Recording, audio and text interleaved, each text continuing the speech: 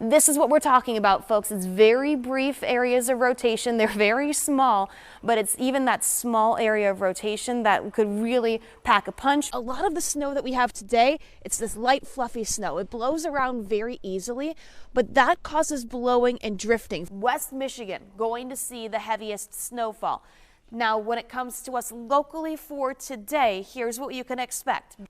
Walking through an apple orchard like this, we're used to seeing fruit on the trees, not snow on the ground. Hear how local fruit farmers are reacting. And that actually leads to a little bit of fire danger today with the dry air and these breezy winds. Pretty much what that means for you, hang on to the cigarette butts today. Don't throw them in an open field. Don't throw them out the car window. This plow behind me is no ordinary plow. This is Betty Whiteout. It's one of hundreds of plows across the state of Michigan that now has a name.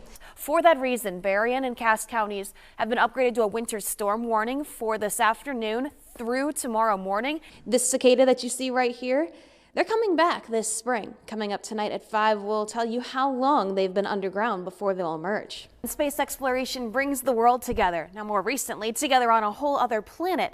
I had the chance to sit down with Berrien Springs native Dr. R. Eileen Yingst and hear about her experience and why she is over the moon with excitement about the future of space exploration.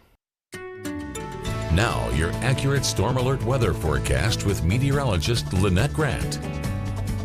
I know it is still fairly early in the morning out at Winona Lake, but we can start to see some colors in the horizon. And what this is telling me is that we are going to be looking at a little bit of a cloudy start this morning, but the clouds are clearing temporarily. Overall, across the country, it is very quiet. A much different story than what we saw yesterday with that snowstorm out on the East Coast. This little wave of moisture we see across Arizona and New Mexico going to stay to our south, but what's actually coming is not even across the United States right now. Tuesday through Thursday is our next big weather maker locally. We know there's going to be a storm in the Midwest. We're still figuring out the exact details when it comes to the track of that storm, as well as the type of moisture, because ultimately the track will determine, first of all, whether we see more snow or a mix of rain and snow, but also the track's going to determine if we see just one wave of snow on Wednesday or potentially 2 waves of moisture, one on Wednesday and one on Thursday. So we're keeping an eye on that forecast, a very close eye. But what we do know is that Tuesday we are going to see this system start as rain and then transition over to snow overnight Tuesday into Wednesday, and that snow sticks around for Wednesday as well as for Thursday. Before we get to that system, though, we talk about a warm-up.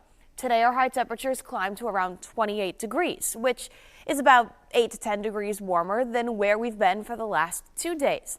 And tomorrow, going to be even warmer. We're looking at highs reaching the 30s tomorrow for the first time in nearly 10 days. In fact, I think it's just over 10 days that it's been since we've had highs at or above freezing. There's even more warm air back to the west and the south for tomorrow, and we are going to get a chance to experience some of that warm air as Tuesday arrives with highs in the 40s. But with that warm air does come chances for rain, and we're going to see that rain arrive first for Tuesday.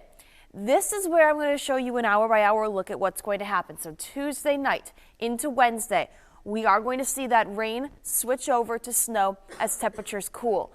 This boundary is pretty much just going to set up shop right pretty much over Illinois and Indiana.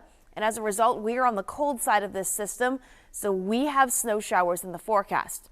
Now, once we get into Thursday, this is where things are still trying to get their act together. This particular set of data I'm showing you shows the potential for another wave of moisture to stick around for Thursday. There are other suites of data that don't have that. If we have that second wave, we're talking a lot more snow. If we only have the one, it's not going to be as much snow, but still be an impact, especially for Wednesday. When we look at that 7-day forecast, we could even see that snow stick around maybe in the form of a few flurries on Friday.